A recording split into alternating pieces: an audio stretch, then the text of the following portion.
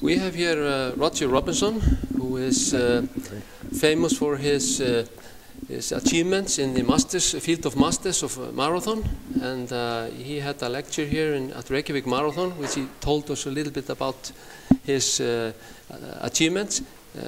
Can you give me a short version of your story? Yes, I'll try, Tori. I've always run, and I ran cross country for England in my 20s, and then when I moved to New Zealand and lived there, I ran for New Zealand in my 30s. I was 37 when I ran the World Cross Country for New Zealand, and then started running marathons after I was 40. But the point of the story, and as you said, I think I set the Boston Masters record in 1984, ran a 2:20, and then when I turned 50, I set a marathon record over 50 at New York of 2:28:58, I think, or 59. But the story I told this afternoon was about a more recent race, because 4 years ago I had to have a knee replacement because I had so much pain in the knee and I hadn't been able to run at all for 3 years. So I had what was called a partial knee replacement. And the advice from the medical profession, quite rightly, was to be cautious and not to run on it. But after a while I started to run a little bit, and I gradually increased, and then after a year I was able to run for an hour, and then I began to run 1 or 2 races, as I call them, and I was absolutely dead last in the first 2 races that I ran, and that was fine. I thought that's how it would always be.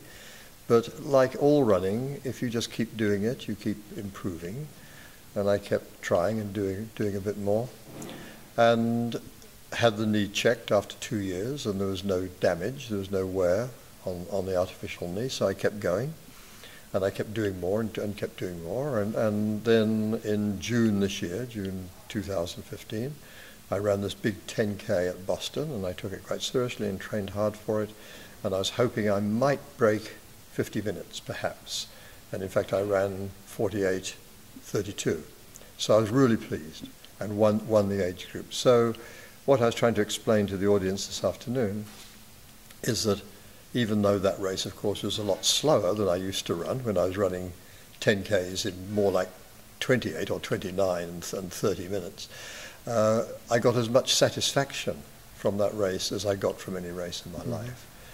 And I was trying to say that perhaps our society is too protective of old people, because our society doesn't think that a man of 76 should push himself that hard. They all say, "Oh, you should take it easy. You know, be careful. Only train moderately hard." They think it'll do me harm. They think it doesn't look good.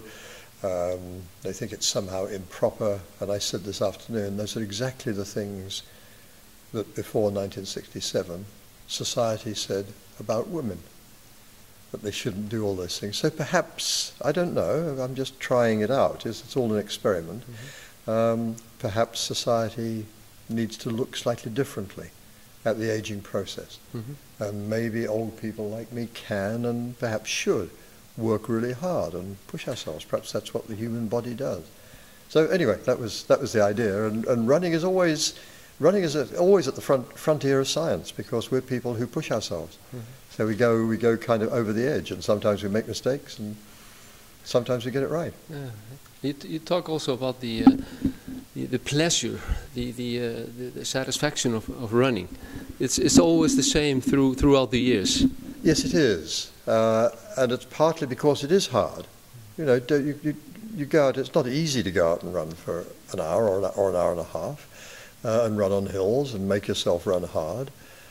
But the satisfaction of having done it, and the way you feel after you've done it. I mean, you feel tired, but then your body improves and you feel healthier, and I feel a lot healthier and mentally more alert than the great majority of people my age. And yes, running is still a great pleasure.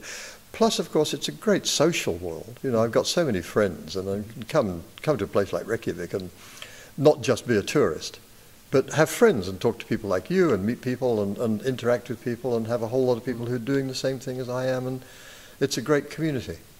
So that's a big part of the pleasure as well. Okay, thank you so much. Thank you.